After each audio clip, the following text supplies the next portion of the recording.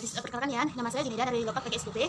Juna ingin menampilkan materi Juna itu tentang karakteristik bagi perkembangan anak di usia dini. Ya teman-teman, jangan lupa klik tombol subscribe dan jangan lupa tekan tombol loncengnya. Dan simak video Juna ini.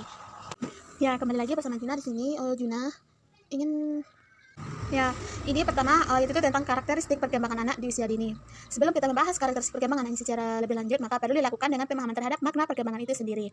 Jadi di sepanjang tentang kehidupan individu secara umumnya ya, anak usia dini dikelompokkan dalam usia 0 sampai 1 tahun, 2 sampai 3 tahun, 4 sampai 6 tahun dengan karakteristik masing-masing berikut. Yang pertama, usia 0 sampai 1 tahun. Di sini paling cepat dibandingkan usia selanjutnya. Berbagai karakteristik anak usia bayi dapat dijelaskan sebagai: yang pertama, mempelajari keterampilan motorik mulai dari berguling, merangkak, duduk, berdiri, dan berjalan. Yang kedua, mempelajari keterampilan menggunakan panca indera seperti melihat, mengamati, meraba, mendengar, maupun dan mengecap dengan memasukkan setiap benda ke mulutnya. Yang kedua itu usia 2 sampai 3 tahun. Di sini karakteristiknya yang pertama, sangat aktif mengoperasi benda-benda yang ada sekitarnya, dan dia mulai juga mengembangkan kemampuan berbahasa dan mulai juga berkembang emosinya. Emosinya anak didasarkan pada bagian lingkungan dan perlakukan dia sebagai emosi bukan ditentukan oleh bawaan ataupun namun lebih banyak daripada lingkungan.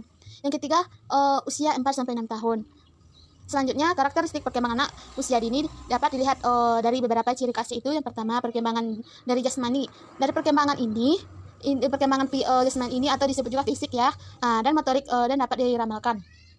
Yang kedua, perkembangan intelektual. Perkembangan intelektual ini pada dasarnya berhubungan dengan konsep yang dimiliki dan tindakan kognitif seseorang. Karena itu, perkembangan kognitif ini seringkali menjadi sinonim dengan perkembangan intelektual. Selanjutnya, ini ada perkembangan bahasa. Bahasa itu merupakan alat komunikasi. Dalam pengertian ini tercakup semua cara untuk berkomunikasi sehingga pikiran dan perasaan menyatakan dalam bentuk tulisan. Selanjutnya, perkembangan emosi. Setiap orang mengikuti pola perkembangan emosi yang sama sekalipun dalam bervariasi yang berbeda.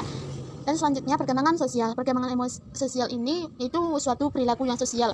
Pola ini sama pada semua anak di dalam suatu kelompok budaya. Maka ada pola sikap anak tentang minat terhadap aktivitas sosial.